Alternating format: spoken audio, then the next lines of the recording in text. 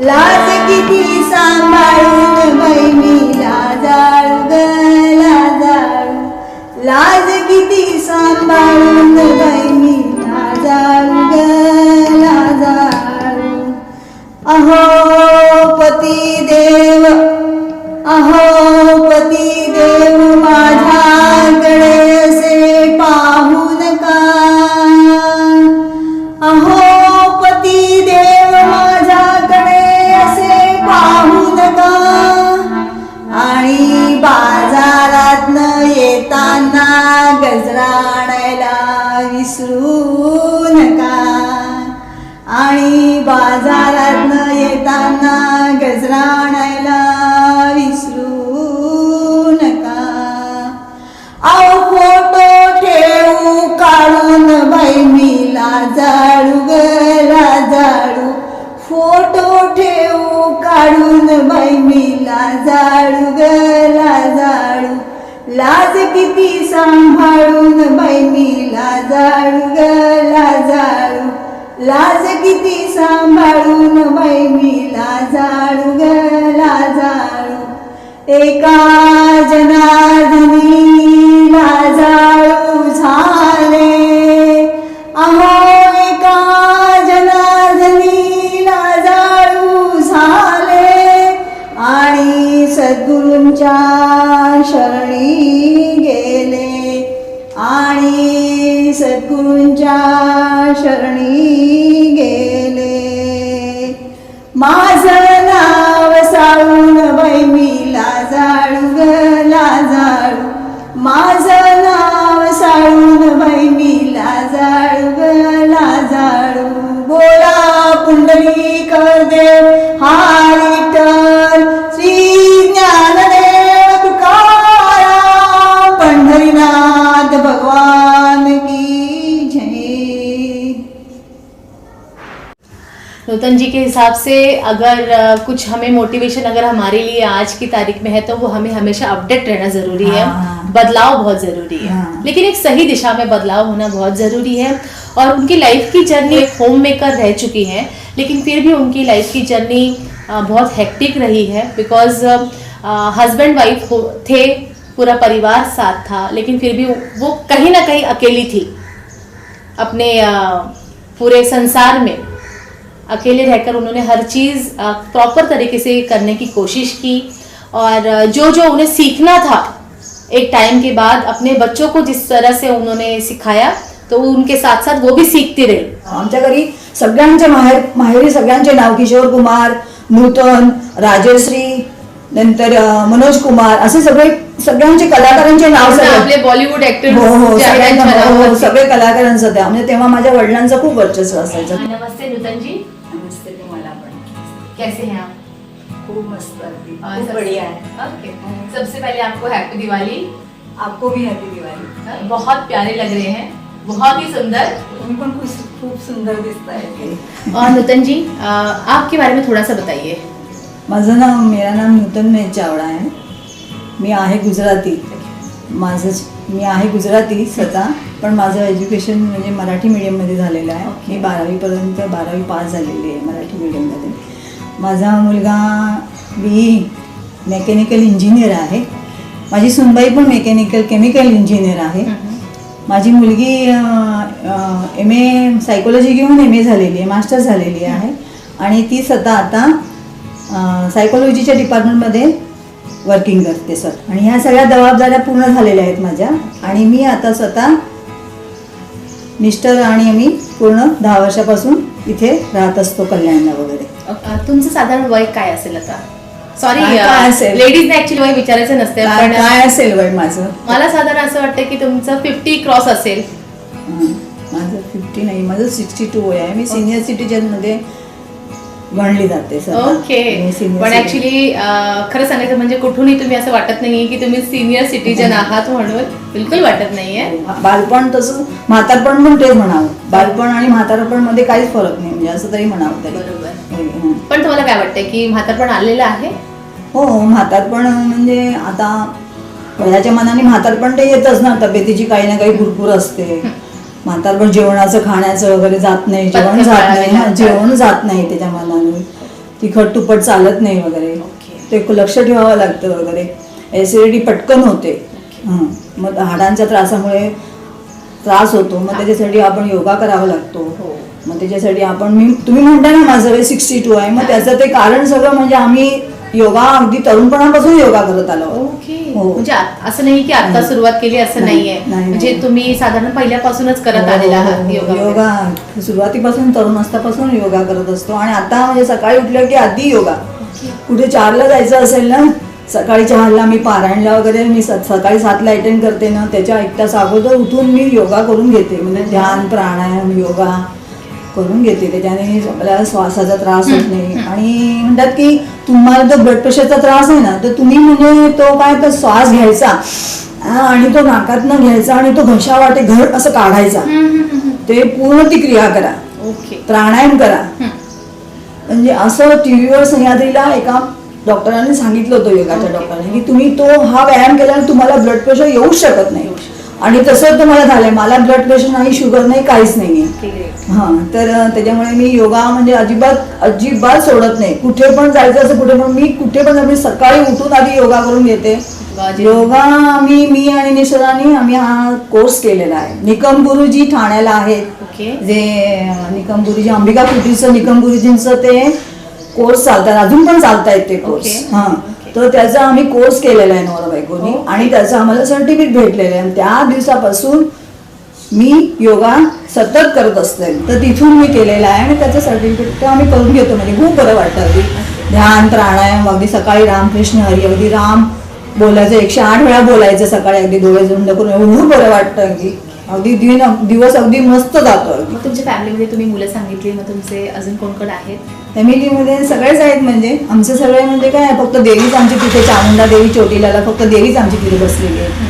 कित्येक वर्षापासून आमची सगळी फॅमिलीचे सगळे मुंबईला स्थायिक आहेत. सर्व मुंबईला आहेत. आणि कल्याण म्हटलं ना, तर कल्याण हे पूर्ण, मी कुंभार आहे स्वतः. माझं नाव म्हणजे मी म्हटलं ना की नूतन महेश चावडा, श्रीमती नूतन महेश चावडा. तर हे सगळे सोरठिया प्रजापती कुंभार आहेत ना. तर पूर्वी हे कल्याण आहे ना, हे पूर्ण अर्ध पौर्ण कल्याण पूर्ण कुंभारांचं होतं. ते कुंभारांचं होतं. मग त्या 3ऱ्या पिढीला ते कुंभारांचं काहीकांचं राहिलं नाही. ज्यांनी ठेवलंय राखून त्यांचं राहिलं आहे, ज्यांनी नाही ठेवलं राखून त्यांचं नाही राहिलेलं आहे. म्हणजे हे पूर्ण कल्याण एवढं ऐतिहासिक शहर म्हणतात त्या कल्याण शहरला. तसं हे अगोदर म्हटलं तर हे बार बंगला आहे, कोण गाव आहे, पूर्ण कल्याणला बैल बाजार आहे, तो एरिया सगळं कुंभारांचं होतं अगदी. म्हणजे एवढे कुंभारांचं अगदी एवढं फेमस. त्या आमचे सगळे जास्त इथेच राहतात, सगळे मुंबईलाच राहत असतात. त्यामुळे सर्व आमचं फॅमिली, आमचे रिलेटिव्ह, माझे सगळे नातेवाईक सर्वजण इथेच आहेत. माझा मुलगा, माझी मुलगी, माझे सगळं संयुक्त फॅमिली सगळ्यांचं सगळं इथे आहे. आणि मी पण इथे कल्याणला अगदी मजेशीर आयुष्य काढत असते सध्या. माझं वय म्हणतं मी 62 सालचं माझं वय आहे. तर माझं बालपण पण इथेच, माझं माहेर पण इथलंच आहे. आणि माझ्या बालपणाचं म्हणजे मी जन्म झाल्यानंतर पूर्ण माझ्या आईच्या काही मिस्टेक झालेली असल्यामुळे मी पूर्ण 5 वर्षापर्यंत अपंग होती. म्हणजे हातपाय एकदम बारीक होते. आणि मी 5 वर्षांनंतर चालायला शिकली आहे. म्हणजे माझा जन्मापासूनच मला पूर्ण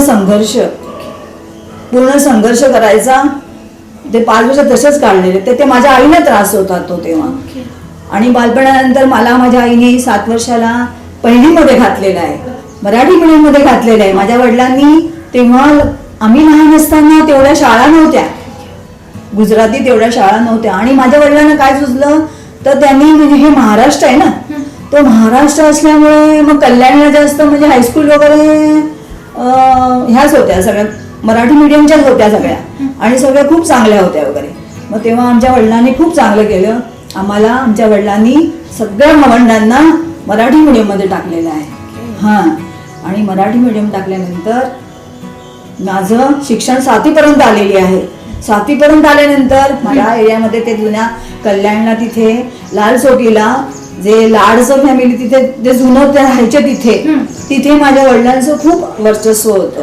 वडिलांचा धाक पण खूप होता. आणि वडिलांचं म्हणजे परमानंद भाई लाड म्हणजे अगदी त्यांचं अगदी एवढं त्यांचं म्हणजे मान ठेवायची माणसं.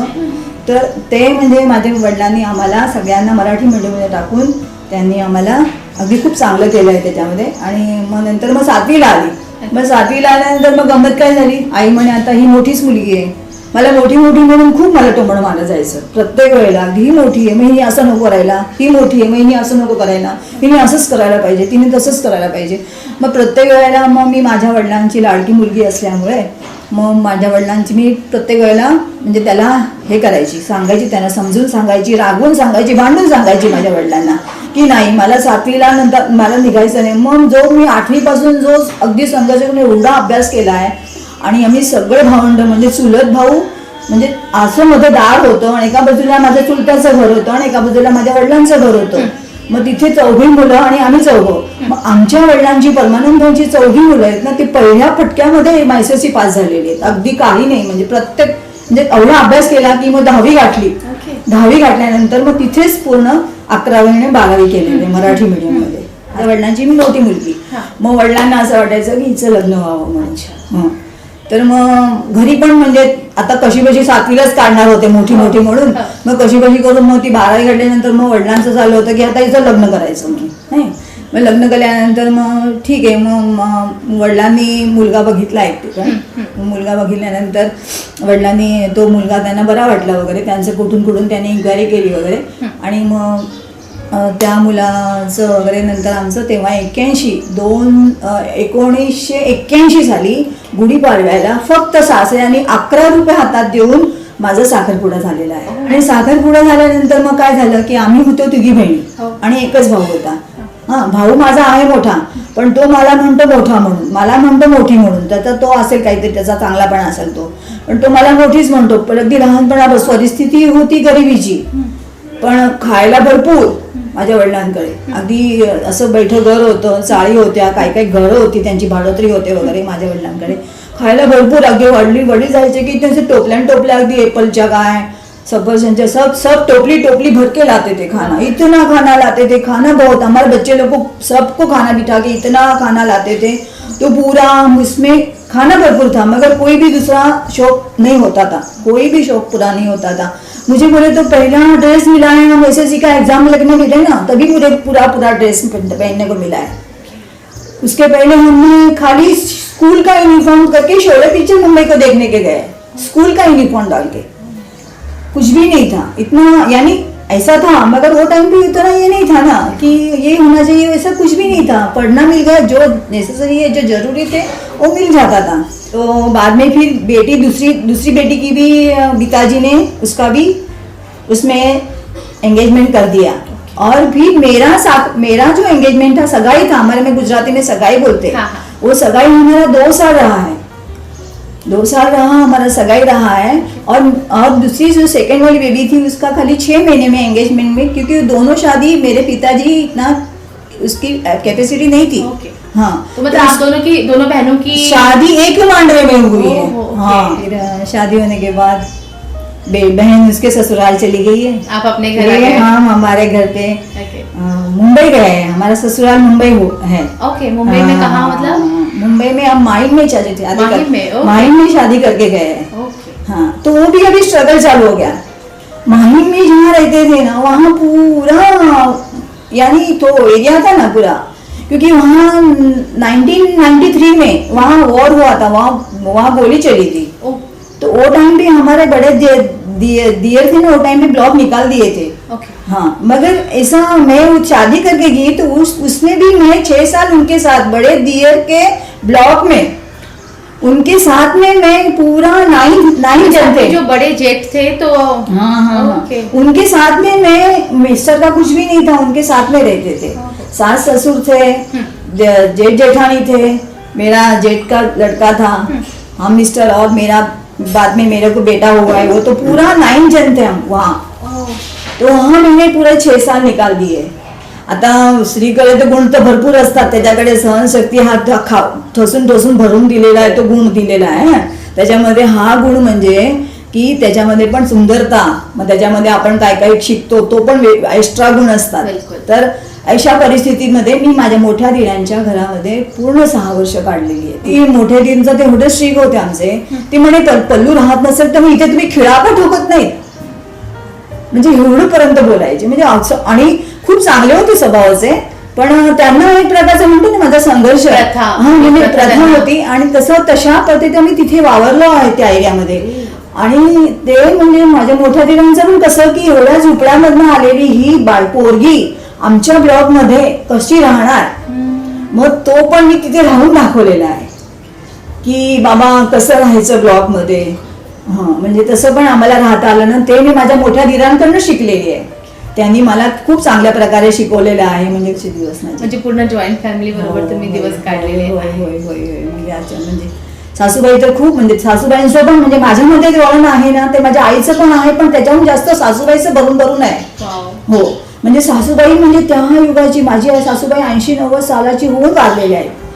सासू सासरे दोघं पण अगदी वयस्कर होते तेव्हा ते वारलेले आहेत. मोठे दीर सर्वात मोठे, नंतर माझे चौघे नणदा, आणि नंतर छोटे आहे माझे मिस्टर.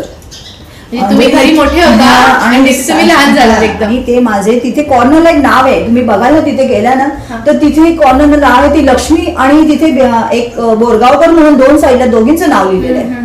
ती लक्ष्मी आहे ना, ती माझी आजीचं नाव आहे. तर ती माझी आजी म्हणजे माझे आजोबा आहेत ना, तेव्हा ती जमीन आहे ना, तर त्यांनी त्या ट्रस्टला त्यांनी दिलेली आहे, भूदान म्हणून दिलेली आहे. तर तिथे देऊळ झालेलं आहे. आता खूप सुंदर देऊळ आहे, हॉल आहे वगैरे. तर ते लेले बंधू सगळे बघतात आणि त्यांचं सगळं ट्रस्ट चालते, आणि तिकडे खूप सगळं चालतंय. म्हणजे मी सांगू शकते की जसे त्यांचे लेल्यांचे वंशज म्हणजे आप्पा मास्तर लेलेले आहेत ना, ते देहूचे तुकाराम महाराजांचे ते संत, त्यांची तिथे समाधी आहे. तिथे विठोबाचं मंदिर आहे, त्यांची तिथे समाधी आहे. तर तिथे समाधीमध्ये आप्पा मास्तर समाधी आहे तिथे, म्हणजे त्यांचं लेल्यांचं सगळं आतापर्यंत भाऊ लेले म्हणून ते सगळं कारभार बघतात. त्याचप्रमाणे आमचे जे वंशज आहेत तर त्यांची मी म्हणजे माझ्या आजोबांची आणि माझे परमानंदांची, आणि तिथे आता माझी सेवा म्हणून मी सतत तिथे कार्यरत असते. तिथे गाथापारायण असून दे, रामकृष्णाचा जप असून दे, एकादशीचं काही भजन असून दे, त्यांचं पूर्ण वर्षाचं काही कार्यक्रम असून दे. आता जानेवारीला त्यांचा मोठ्या पाया गाथापारायणाचा, तुकारामाचे गाथापारायण जो देहूला होत होता, एवढ्या वर्ष ते लोक देहूला करत होते, पण आता त्यांचं इथं ट्रस्टमुळे मोठा हॉल झाला आहे, देऊळ झालेला आहे. तर तिथे सगळा तो कार्यक्रम त्यांनी इथे करतात, सगळा कार्यक्रम ते इथे करतात. आणि आता पण लेले बंधूंचे आप्पा मास्तरांची समाधींचं त्यांचं तिथे वारीला देहूला त्यांच्या त्या वारकरीमध्ये त्यांचं तिकडे 2-3 जागा आहे तिकडे. तेव्हा ती निघतं तिथे त्यांच्यामध्ये त्यांची तिथे अशा जागा असतात ना त्या वारकऱ्यांच्या, तिथे त्यांची जागा आहे की त्यांचं ते असतात तिथे वारकरींचे तिथे. आणि आता पण ते सगळे स्वतः तिथे सगळं कार्यरत करून पाहत होतं ना इथे. तर माझं सांगण्याचं मतलब म्हणजे की मी जे इथे माझ्या माहेरी पूर्ण रामकृष्ण हरी अगदी देवाच्या वातावरण मोठी झालेली होती, पण तिथे माझ्या माहेरी वगैरे सासरी पूर्ण वेगळं वातावरण. तर त्याच्यामुळे मी सगळं संघर्ष करून पुढे आलेली आहे, आणि त्याच्यातनं सगळं मी अगदी म्हणजे तिथे माहोलमध्ये सगळं जागी वेगळाच होता. तर कुठून मला तो आवडायचा नाही. मग परत तोच प्रयत्न म्हणजे संघर्ष करणे. आपण काही करू शकत नाही. आपल्याला बाबांचं नाव, आपल्या नातेवाईकांचं नाव आपल्याला काढायचं आहे. आपल्याला काहीतरी आयुष्यामध्ये करून दाखवायचं है.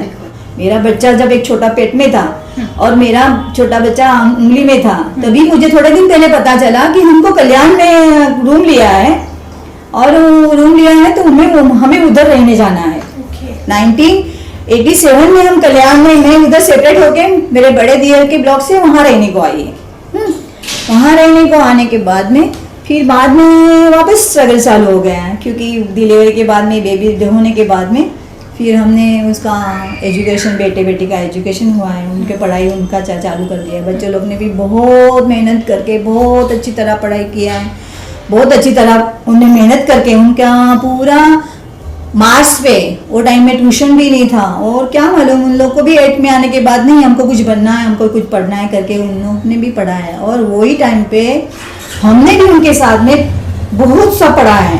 हमने वो टाइम पे पूरा टेलरिंग का कोर्स किया है, हमने पूरा स्वयंपाकाचं म्हणतात ना कॅटरसचं, ते स्वयंपाकाचं कुकिंग क्लास असतात ना, कुकिंग क्लासचं केलेलं आहे. मग अंबिका कुटीरचं ते योगा क्लासचं पूर्ण 1 वर्ष केलेलं आहे. नंतर मी शास्त्रीय संगीताचं पूर्ण तेव्हा परीक्षा 2 दिलेल्या आहेत. शास्त्रीय संगीत जेव्हा मुलं माझी शिक्षण घेत होती तेव्हाच शास्त्रीय संगीताच्या 2 परीक्षा दिलेल्या आहेत. नंतर मी शिलाई क्लासचं सांगितलं. अशा प्रकारे मी काय सगळं तेव्हा मुलं लहान असताना त्यांच्याबरोबर मी शिकून घेतलेलं आहे. आणि मी स्वतः बालवाडीचा कोर्स केलेला आहे.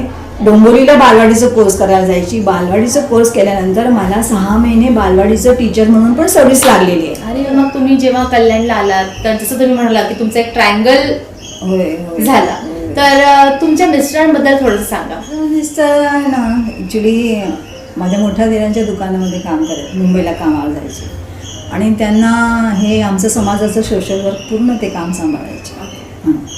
तर ते सोशल वर्क करायचे, तर ते सकाळी म्हणजे निघून जायचे सकाळी आणि मग ते संध्याकाळी यायचं वगैरे, सगळं काम उरकून वगैरे यायचं वगैरे. त्यांचं म्हणजे खूप त्यांना आवड होती समाजसेवा करायची वगैरे. म्हणजे तिथे सेपरेट राहत होती, मुलांना घेऊन आमचं ट्रायंगल झालं होतं.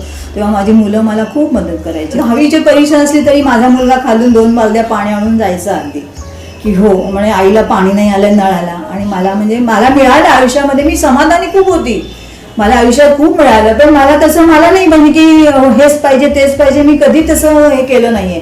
म्हणजे मुलं खूप उपयोगी पडायची. मुलांना मी सवय लावली होती लहानपणापासून की त्यांना त्यांची कामं सगळी करता आली पाहिजे असं आहे. मग त्याच्यामुळेच मी सगळे कोर्स करू शकली ना.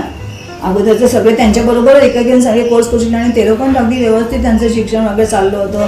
विना ट्युशन वगैरे त्यांनी वगैरे केलं आणि अशा प्रकारे हा ट्रायंगल अगदी त्यांच्या अगदी लग्नापर्यंत ट्रायंगल होता आमचा अगदी. हो, त्याच्यामध्ये मिस्टरांचं म्हणजे त्यांना म्हणजे त्यांचं एवढंच की त्यांना त्यांचं त्याचे मित्रमंडळी आणि मग त्यांचं रिलेटिव्ह वगैरे आणि मग हे सगळं टिपिकलपणा म्हणजे मला ते म्हणजे त्याच्यामध्ये बोर व्हायचं. मला असं वाटायचं की हे काय.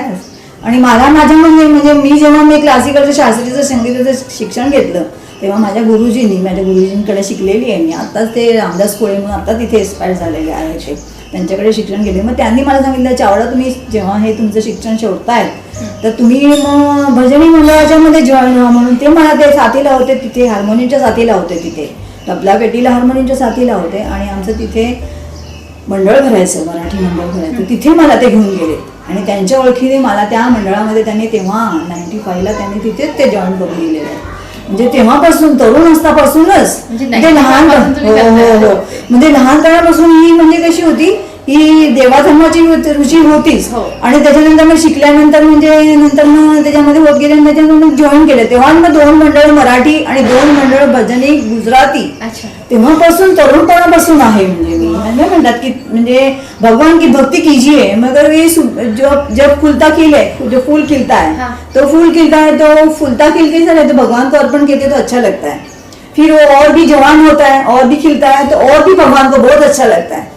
फिर वो कोमजलेला म्हणजे म्हणतात ना तो अगदी कोमजून जातो. म्हणजे तो आमचं म्हातारपण आल्यानंतर मग ते म्हातार म्हणलं हे दुखतंय बाबा ते दुखतंय, मग देवाचं नामस्मरण होत नाही. मग तेव्हा कसं मग ती भक्ती म्हणजे देवाला कशी म्हणजे भक्त प्रल्हादाची भक्ती आवडायची, मग तरुणपणी मीराबाईची भक्ती आवडायची ना. म्हणजे तरुणपणी केलेली भक्ती, मग तशी ही लहानपणी केलेली भक्ती, मग तसं मग ते अगं तसा होऊन गेला. आणि म्हणजे मिस्टरांचं म्हणजे तू करायचं तू सगळं बघायचं, बाकी म्हणजे तसं त्यांचं हेच नव्हतं. म्हणजे त्यांचं कसलं बंधन नव्हतं तसं मला. मी माझ्या वडिलांकडे आणि माझ्या मिस्टरांकडे आणि आता माझ्या सध्या मुलाकडे अगदी अशी आहे. म्हणजे मी स्वतः म्हणजे व्यवस्थित म्हणजे अगदी मोकळं अगदी राहायचं. आम्हाला कसलं बंधन नव्हतं. बंधन नव्हतं अगदी म्हणजे सासर खूप बंधन नव्हतं तसं. मग हा असा ट्रायंगल असा आमचा तो होता. त्यासाठी थोडं विचार करून तुम्ही सर्व्हिस करा वगैरे. आपण आपल्याला घरं सांभाळायची असतात, मुलं सांभाळायची असतात आणि आता सगळे सेपरेट फॅमिली संयुक्त फॅमिली लागतात. प्रत्येकाच्या ह्याच्यावर असतो तुम्हाला काही म्हणजे कशा प्रकारे तुम्हाला अगदी.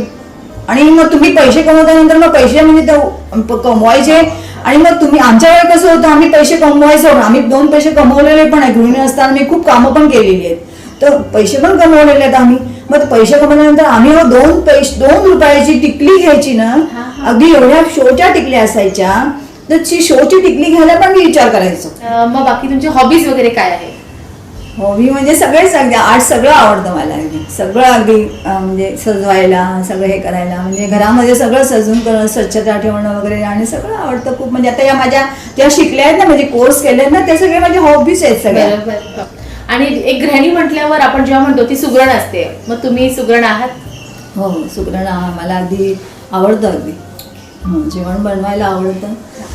जेवण बनवून मला जेवण घालायला जेवण करून घालायला वगैरे आवडतं. घरचे गोड पदार्थ मी स्वतः बनवत असते. अगदी हो घरचे. बाहेरचे मेवा मिठाई आम्ही गुजरात खातो वगैरे, पण मला हे घरचं वगैरे आता म्हणजे कुठले पण गोड पदार्थ म्हणा, म्हणजे आपण करंजा बनवतो, आता मग नारळ खूप एक आपण आम्ही आम्हाला नारळ खूप झाले की आम्ही 5-6 नारळ झाले की ते खाऊन वगैरे आम्ही त्याचे करंजेच करतो, डब्बा भरून करंजा करतो. मग ते आम्हाला बरं खायला पण आवडतं, कोण द्यायला पण आवडतं, बरं वाटतं. म्हणजे मग चुरमाचे लाडू असतात, हा चुरमाचे लाडू आहे ना. आता मी मेथीचे लाडू वगैरे केले, मेथीचे लाडू पण आपण करू शकतो. खाए पीना नहीं जाता मेरे घर पे से कोई जाता है, मेरे घर पे पहिले बहुत बनता था, सब कुछ होता था, सगळं अगदी होत होतं. आता सगळं म्हणजे त्या आठवणीत आता थोडा राहिल्यात. आता कसं म्हणजे आता आपलं आता सगळं आता आराम करायचं वगैरे. आता माझं तर असं वाटतं की मला असं वाटतं की कुठेतरी असं म्हणजे मला मुलांनी किंवा मुलींनी वगैरे घेऊन जावं आणि त्यांच्याकडे ठेवावं, मला फक्त नुसतं आराम करावा अगदी असं वाटतं. अगदी असं वाटतं की माझ्या नातवाकडे राहावं मला जाऊन वाटतं, हे सगळं सोडून त्यांच्याकडे निघून जावं अगदी असं वाटतं. नको आता मला असं वाटतं की फक्त आराम करायचा अगदी, आणि ते थोडं जे काय चाललंय ती थोडं चालू ठेवायचं वगैरे असं. तुमच्या घरची जे काही मंडळी होती, तुम्ही संघर्ष करता करता तुम्ही आपल्या पण ज्या काही तुमच्या हॉबीज होत्या, म्हणजे जे काही तुम्हाला शिकायचं होतं ते तुम्ही छान प्रकारे व्यवस्थित तुम्ही शिकून घेतलेलं आहे. आणि त्यातल्या त्या तुमच्या मिस्टरांचं जे काही बॉन्डिंग होती ती तुम्ही म्हणालात की म्हणजे त्यांची काही रोकटोक नव्हती खरं तर, म्हणूनच तर तुम्ही आपल्या काही गोष्टी तुम्ही पूर्ण करू शकलात. माझं मिस्टरांचं म्हणजे कसं होतं की त्यांना ऑगस्टमध्ये, ह्या जानेवारीच्या ऑगस्टमध्ये त्यांना कावीळ झालं. तर तेव्हा ते डॉक्टरांकडे गेले, त्यांना ब्लड टेस्ट केल्यानंतर त्यांना कावीळ झालं. कावीळ झाल्यानंतर मग त्यांना म्हणजे ते कावीळ खूप वाढलं त्यांना. म्हणजे मी गेल्या वर्षाची आज आता हे 2022 आहे ना, म्हणजे ह्या वर्षाचंच तुम्हाला सांगून राहिली मी, जानेवारीचंच तुम्हाला. आता म्हणजे माझे मिस्टर वारलेले आहेत, 21 जानेवारीला 2022ला माझे मिस्टर वारले. त्याच्या अगोदरची मी तुम्हाला म्हणजे 21 सालची तुम्हाला गोष्ट सांगते. तेव्हा त्यांना कावीळ झालं, तर ते मग नंतर त्यांना दवाखान्यात घेऊन गेलेला आहे मुलगा. मग तेव्हा त्यांना त्यांचं स्कॅनिंग केलेलं आहे. मग तेव्हा आम्हाला म्हणजे त्यांना म्हणजे माझं मित्र म्हणायचं तुम्ही कोणी, पण त्या वेळेस त्यांना डॉक्टरांना आणि मुलाला आणि मुलीला त्यांना काय झालेलं आहे हे सगळं कळालेलं आहे. पण नंतर ते सगळं मुलांनी सप्टेंबर महिन्यामध्ये पूर्ण महिनाभर माझे मिस्टर हॉस्पिटलमध्ये होते आणि नंतर मग त्यांना हॉस्पिटल 1 महिना पूर्ण मुंबईच्या लीलावती हॉस्पिटलमध्ये होते. हॉस्पिटलमध्ये मुलांनी पूर्ण मला अजिबात येऊन दिलं नाही. मुलांनी सगळं पूर्ण पार पाडलेलं आहे की आई तू इथे तुझं घरचं बघ, आम्ही तिथे आहोत. मुलींनी बघितलं आहे, डॉक्टरांनी बघितलेलं आहे. आणि नंतर मग सप्टेंबर महिना पूर्ण राहून ऑक्टोबरला घरी आलेले आहेत. ऑक्टोबरला घरी आल्यानंतर त्यांचं थोडं म्हणजे त्यांना बरं वाटायला लागलेलं आहे. थोडं त्यांचं म्हणजे पोटाचं त्यांचं तिथे लिव्हरचं तिथे ऑपरेशन झालेलं आहे. तर ऑपरेशन झाल्यानंतर बरं वाटलेलं आहे. नंतर बरं वाटल्यानंतर मग त्यांनी थोड्या दिवसांनी मग त्यांचं खाणं पिणंच त्यांचं कमी होत गेलं, असं झालं. म्हणजे तर एकंदरीत मी म्हणजे मला झालं की असं त्यांचं खाणं मी त्यांच्या प्रत्येक आणि असंच आमचं जसं राहतोय तसंच आम्ही राहायचं वगैरे दोघंजण. आणि खरं म्हटलं तर एवढ्या वर्षापासून मुंबईला जात होते ते कोरोनाच्या काळामध्येच फक्त माझे मिस्टर 2 वर्ष माझ्या बरोबर होते. त्याच्या अगोदर कधी पण माझे मिस्टर सकाळी जायचे आणि संध्याकाळी यायचे, अशा प्रकारचा त्यांचा रोजचा रुटीन होतं रोजचं. ह्या कोरोना काळामध्येच रेल्वे जात नव्हती म्हणून मुंबईला जात नव्हते माझे मिस्टर. तर मी त्यांना सांगायची की बाबा आता आपल्या सगळ्या जबाबदाऱ्या पूर्ण झालेल्या आहेत, आपण आता मुंबईला जायची आवश्यकता नाही आहे. तर नंतर तरी पण कोरोनाच्या काळात म्हणजे होत्या, तर मला त्यांनी खूप म्हणजे आम्ही दोघंजण अगदी त्यांना असं वाटायचं की मला अगदी कोरोना सुट्टीच पडली, त्याचं वेकेशनच पडलं, असं आम्ही त्या सगळं झालं. आणि नंतर मी मला सांगितलं की जेव्हा त्यांना ऑगस्टमध्ये जेव्हा कावीळ झाला त्याच्यानंतर तो वाढला आणि त्यांच्यानंतर त्यांनी मुलांनी दोघांनी बघून त्यांना हॉस्पिटलमध्ये घेऊन नंतर ते परत माझ्याकडे घरी आले. तेव्हा आम्ही ते परत सप्टेंबर महिना गेला, ऑक्टोबर, नोव्हेंबर, डिसेंबर, जानेवारी असे आम्ही 4 महिने पूर्ण एकत्र इथे घरी काढलेले आहेत. त्या पिरियडमध्ये त्यांना मग त्यांचं ते खाणंच कमी होत गेलं वगैरे, ते मला फॉलो करत गेले, सांगत गेले सगळं अगदी शेवटपर्यंत. अगदी मला त्यांनी अगदी एवढं म्हणजे त्यांचं कसं स्वभाव होता की ते त्यांच्या तोंडातून असे बोलायचे नाही, असं म्हणजे ते स्वतः त्यांच्यात तसा स्वभाव होता की त्यांचं म्हणजे असं म्हणजे त्यांना म्हणजे काय माहिती, पण त्यांनी कभी भी मेरे प्रेम का इजहार नहीं किया है मेरे से. हाँ बहुत यानी उनका जो लास्ट मोमेंट है ना, इसे हम 4 महीने निकाले हैं जनवरी के। जब वो जनवरी 21 को उनका जब 21 को एक्सपायर हो गए शाम के टाइम पे, तभी हम 2 दिन से उनको पूछे आप खाना नहीं खा रहे, कुछ भी हम कुछ के पीछे रख के लास्ट मोमेंट पे उनको खिलाए हैं, सब कुछ किया है और उनके पास में बैठे हैं। जब वो एक्सपायर हो गए तभी वो मेन है कि वो उतने ये हो गए कि क्या मालूम, उनको बोलते हैं ना कि जब तक पछतावा हो गया कि क्या मालूम। और मैं भगवान को बोलती हूँ कि जो भी अब ये भगवान इनको जो भी है उनको बोलती है कि वो अच्छी तरह आप आराम करो और ऐसी बड़े बड़े श्वास लो, अच्छी तरह आप अच्छे हो जाओगे करके। ऐसे उनको मैं शाम के टाइम बैठी है, शाम के टाइम के उनके पास बैठी थी, उनको सब कुछ उनके पास में बैठ के फिर मेरे हाथ में हाथ लिया है और मेरे पास में बैठ के मेरे से हाथ में हाथ लेके वो मेरा जो मोमेंट है ना वो पूरा इतना मैं याद करके पूरा वो उनका जाने के बाद मैं पूरा 2 महीना और भी तकलीफ हुई है मुझे। और तभी मुझे जब वो दो दिन बाकी थे तभी बच्चे लोग ने बोला कि अभी मम्मी इनको हॉस्पिटल में एडमिट करना है। तो मैं बोला कि नहीं अभी तो इनको हॉस्पिटल में एडमिट नहीं करेंगे करके, कि अभी तो उनमें तो कुछ भी नहीं है करके, खाना नहीं खा रहे, कुछ भी नहीं कर रहे और कुछ भी इम्प्रूव नहीं। तो मैं बोला नहीं जो होगा इधर ही। तो मुझे ऐसा नहीं था कि वो अभी तुरंत जाएंगे करके। मुझे पता चला है कि मेरे मिस्टर को कैंसर हुआ है, ऐसा बताया मेरे को बच्चे। तभी मेरे को बहुत तकलीफ हुई है और मैं जो वो मोमेंट उनका जो लास्ट मोमेंट उनका याद करती हूँ। हम दोनों भी हनुमान चालीसा बोल रहे हैं उनके सामने, जब मैंने भजन गाए हैं उनके सामने में मी भारून म्हटलेलं आहे की माझं नाव साळू, माझं नाव साळू, लाज किती सांभाळू, माझं नाव साळू, लाज किती सांभाळू, अहो पती देव माझ्याकडे असे पाहू नका, अहो पती देव माझ्याकडे असे पाहू नका, आणि बाजारातनं येताना गजरा आणायला विसरू नका, असं मी त्यांच्याकडे भारून म्हटलेलं आहे। हिंदी गाना बोला है उनके साथ में, मैं 4 घंटा वो टाइम पे निकाली है। और फिर मैं बोली कि 2 दिन से आप सोए नहीं हैं, आप सो जाइए करके, आप आराम कीजिए, हम भी आराम करें करके। ऐसे सोच के हम उनको थोड़ा सा राइट मोमेंट पे उनको सुलाया है। तो वो टाइम में थोड़ा सा यानी वो मेरे हाथ पकड़ के रखा है मेरा हाथ उन्होंने। और वो टाइम पे मैं और दोनों हम हस्बैंड वाइफ साथ में दोनों थे करके। तो फिर वो यानी फिर वो जो था मेरा वही टाइम के उनका पूरा डेथ हो गया है। हां वही टाइम के उन्होंने त्यांना म्हटलं तुम्ही झोपले नाही आहेत, तुम्ही झोपा म्हणून पूर्ण शरीराला त्यांच्या अंगाला पूर्ण मी डोक्याला वगैरे सगळीकडे हातापायाला वगैरे त्यांचे सुजले होते, त्यांचे पाय सुजले होते पूर्ण, अगदी मोठे मोठे पाय झाले होते, पाण्याने सुजले होते म्हणून ते म्हणतात माझ्या। आणि ते मला असून जे काही बोलायचं असे पण माझी रिस्पेक्ट करायची आहे, मला खूप मान द्यायचे, मला अगदी लिओ देव म्हणायचे आमच्यामध्ये, म्हणजे आ लिओ ओलू देव असं म्हणायचे मला। तर म्हणतात तुम्ही माझ्या पायाला का हात लावताय म्हणून, तर म्हटलं नाही मी आज पायाला पण हात लावणार आहे म्हणून। मी त्यांच्या पायाला हात लावलेला आहे, त्यांना विक्स लावलं पूर्ण सोडलं आणि त्यांना मी झोपवलेलं आहे, म्हणजे त्यांच्या तिकडे हृदयात त्या साईडला त्यांना मी लेफ्ट साईडला त्यांना झोपवलेलं आहे। म्हणजे तुम्ही झोपा करून तसे झोपलेले आहेत। तर त्याच वेळी त्यांनी ते मोठी उलटी करून तेव्हा त्यांचं झालेलं आहे, तसं त्रास झालेला आहे। तर म्हणजे कसं म्हणजे की मुलांनी पण तेवढा म्हणजे अगदी मुलं पण माझी अगदी विचारूच नका, माझ्यासारखीच अगदी सहन करणारी 2 मुलं।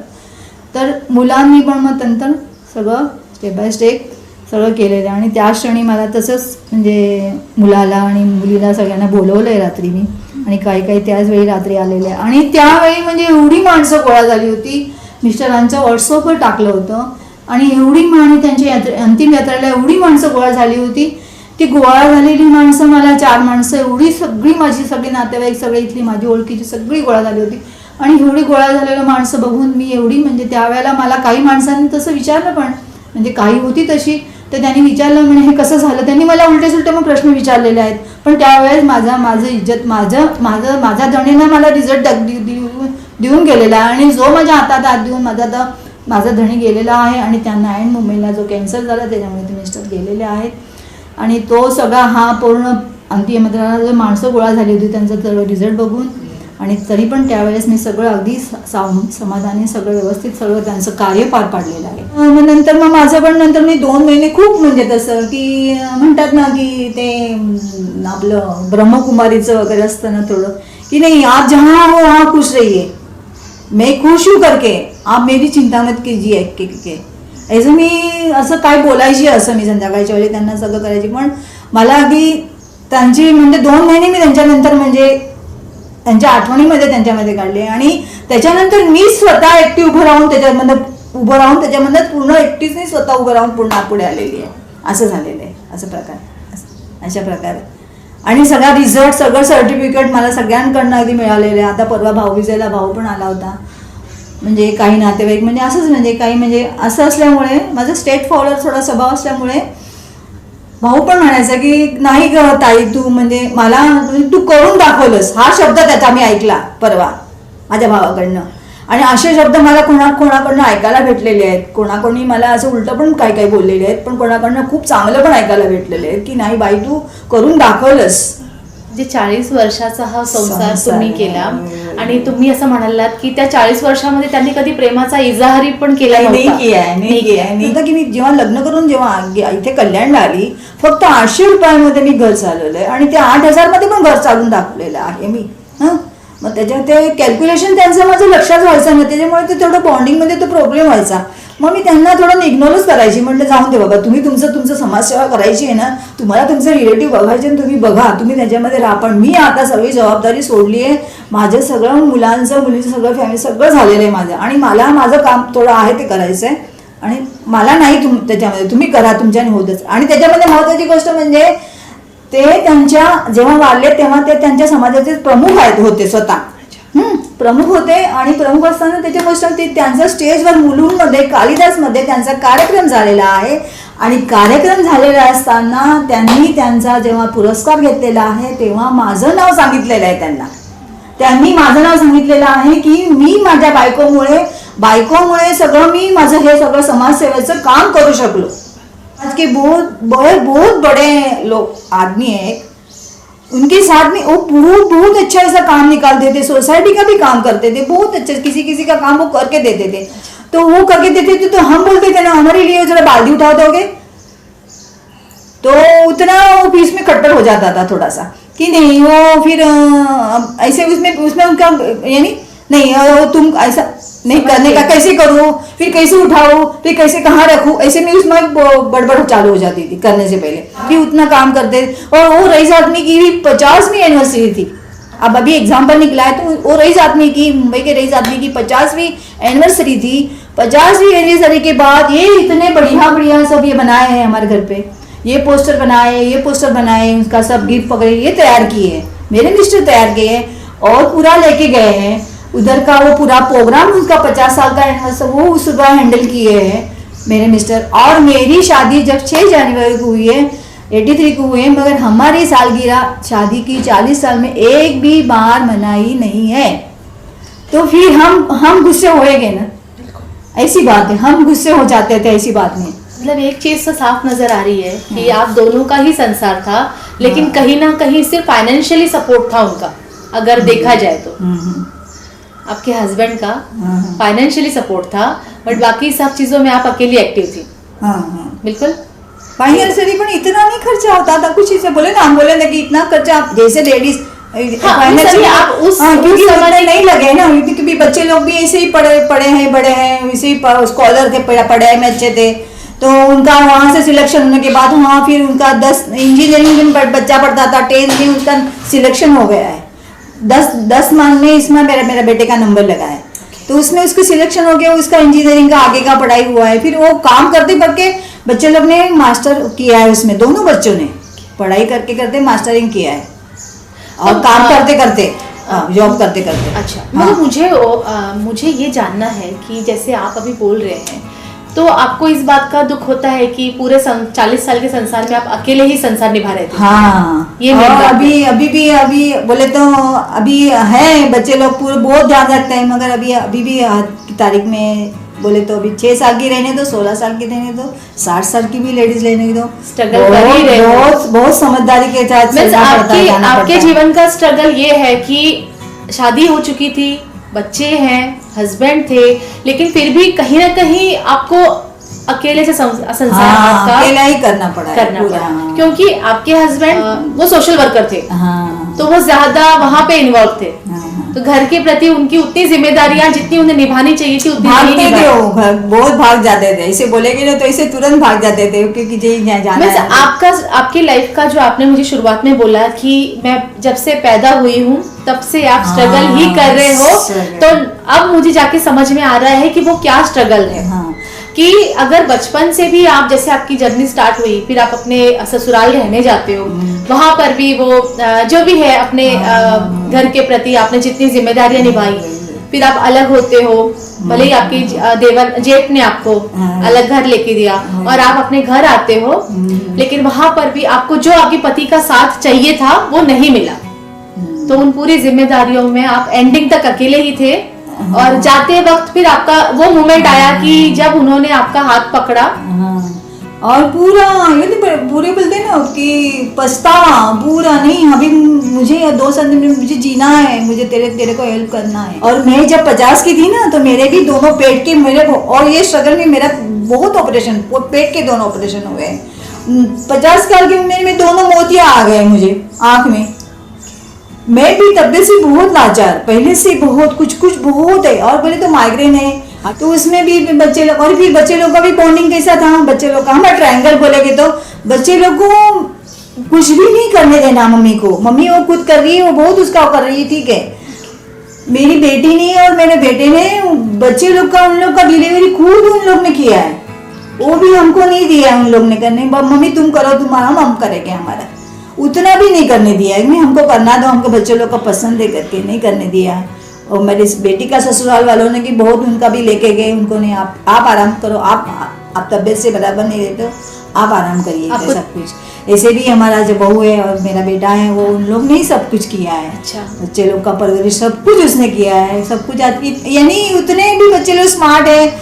और फिर मेरे इसमें पुरा 12 व 13 करून आलेली आहे, नंतर मी लगेच 13व्या दिवशी, नंतर मी 14व्या दिवशी लगेच तिथे लेले बंधूंच्या तिथे गाथा पारायणला जानेवारीला तिथे मी अटेंड झालेली आहे। प्रत्येक दिवस माझा कुठे ना कुठे गेलेला आहे, प्रत्येक दिवस, एक दिवस माझा नाही, म्हणजे मी अगदी लहान मुलासारखी माझी दुसऱ्या दिवशीची बॅग भरून ठेवते। औरत है, उसने पूरा उसका या आत्मसन्मान करना चाहिए, सम्मान केला पाहिजे, त्याचा सन्मान करना चाहिए।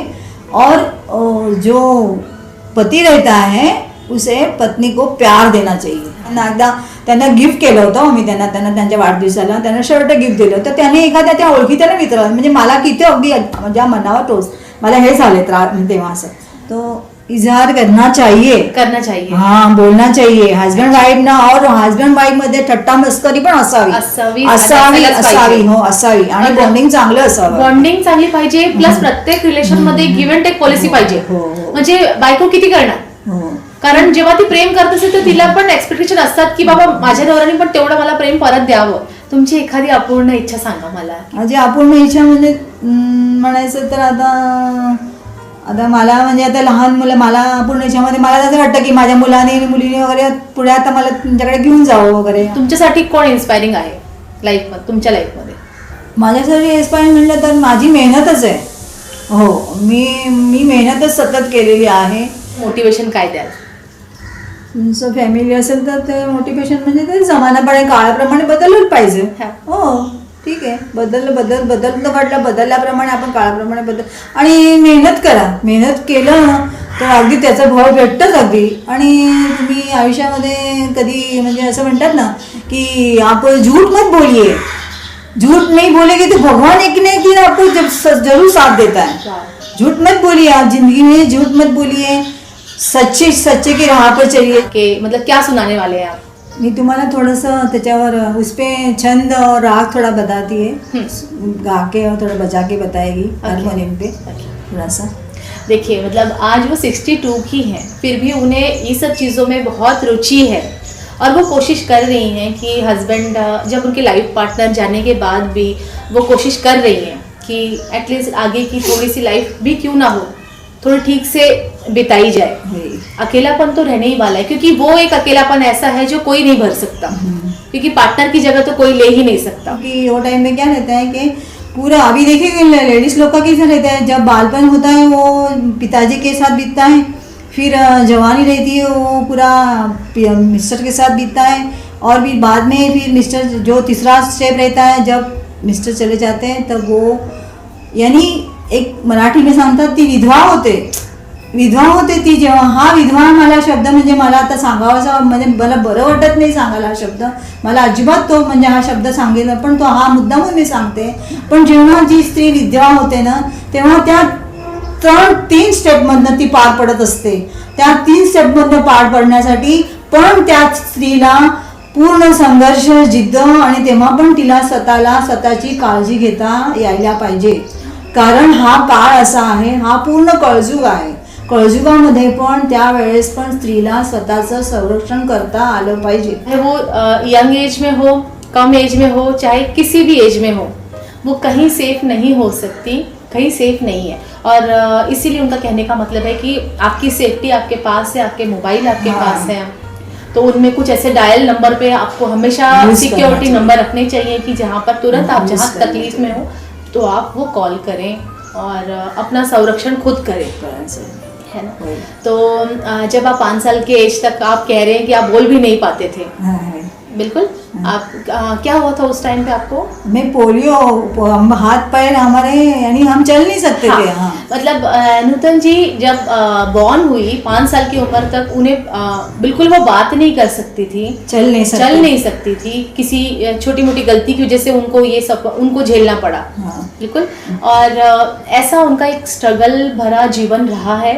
हम कहते हैं कि जो कहते हैं ना कि एक जो जॉब पे हैं या अलग अलग जगहों पे स्ट्रगल्स हैं, लेकिन एक ऐसी लेडी आज मेरे सामने बैठी हैं जिनकी लाइफ घर से ही शुरू हुई और घर पे ही खत्म हुई, पर उस बीच में भी उनके काफ़ी स्ट्रगल पीरियड उन्होंने पार किए हैं, लेकिन फिर भी आज वो खड़ी हैं और कोशिश कर रही हैं कि आगे के जीवन को भी जितना ठीक से हो वो बिता सकें. तो भगवान में बहुत रुचि थी उनको शुरुआत से. ऐसा नहीं है कि आज थोड़ी सी उम्र हो गई है इसलिए वो नामस्मरण कर रही हैं, जबकि वो जब यंग थी तब से ही वो चीज़ें वो कर रही हैं और अभी तक उन्होंने वो चीज़ें कंटिन्यू रखी हैं. तो मैं तो आपसे यही कहूँगी कि आपका अंदाज ऑसम है और बहुत खुशी हुई मुझे एक्चुअली आपसे मिलकर. तो मेरे चैनल की तरफ से एक छोटी सी भेंट मैं आपको देना चाहूँगी. मेरे चैनल की तरफ से ये जो नाम है मेरे चैनल का, अंदाज ऑसम है, तो ये नाम आपको डेडिकेट है बिकॉज वाकई में नूतन जी का जो अंदाज है वो ऑसम है. नूतन जी आपका अंदाज ऑसम है और मुझे आपसे मिलके बहुत खुशी हुई, आपसे बात करके बहुत खुशी हुई. मेन आपकी जर्नी बहुत सिंपल रही है लेकिन फिर भी स्ट्रगल से भरी हुई थी और शायद कुछ बातें मैं जितना जान पाई हूँ उसके आधार पर मैं इतना कह सकती हूँ कि जितना आपने बताया है उससे ज़्यादा ही आपकी जर्नी एक्चुअली स्ट्रगल से भरी हुई होगी. कुछ बातें हम ऑन कैमरा नहीं बोल सकते क्योंकि हर जगह पर एक मर्यादित चीज़ें होती हैं, हम सारी चीज़ें शेयर नहीं कर सकते, बट मैं जितना उनको समझ पाई हूँ मैं प्रिटी श्योर हूँ कि इससे ज़्यादा स्ट्रगल आपने एक्चुअली देखा है लाइफ में और फिर भी आज आप स्ट्रांगली आप खड़ी हैं और बस मुझे बहुत आपसे मिलकर खुशी हुई. थैंक यू सो मच कि आपने मुझे अपना टाइम दिया और इस एज में भी आकर आप जितना एक्टिव हैं मैं भी कोशिश करूंगी कि जब मैं आपकी एज तक पहुंचूं अगर रहे तो ज़रूर इतना एक्टिव ही रहने की कोशिश करेंगे. तो ये मुझे आज आपसे सीखने को मिला है कि उम्र का कोई भी पड़ाव हो लेकिन ॲक्टिव्ह रहना बहुत ज़रूरी है. तो मिलती हूँ अपने अगले सेशन में. खूप चांगल्या प्रकारे यांनी इंटरव्ह्यू घेतलेला आहे, ऋतुजींनी खूप चांगल्या प्रकारे घेतलेला आहे आणि ह्या टेक्नॉलॉजीचा जो उपयोग करून यांनी जो आमच्यासारख्या साधारण व्यक्तीला जो मीडियावर येण्याचा जो प्रयत्न केलेला आहे त्याबद्दल खूप खूप धन्यवाद ऋतुजींना. धन्यवाद. जय श्री कृष्णा. जय श्री कृष्णा. जय श्री कृष्णा. जय श्री कृष्णा.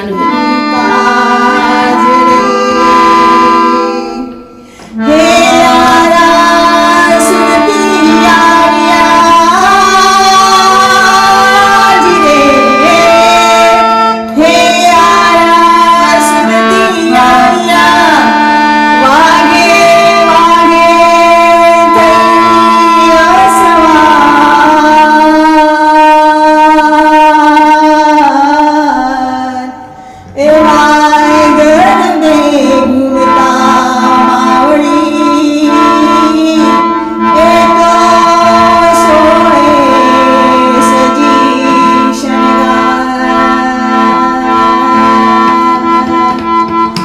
जब हम पैदा हुए, ओ जब हम पैदा हुए, जब हंसे हमारो,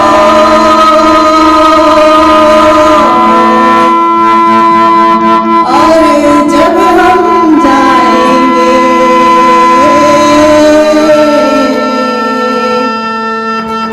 हम हंसे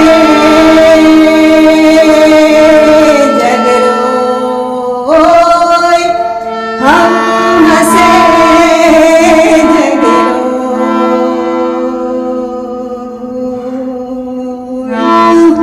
जो मैं सा जानती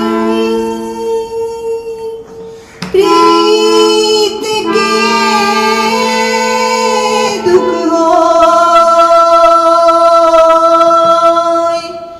नगरी ढिंढोरा पीटती के प्रीत करियो ना को,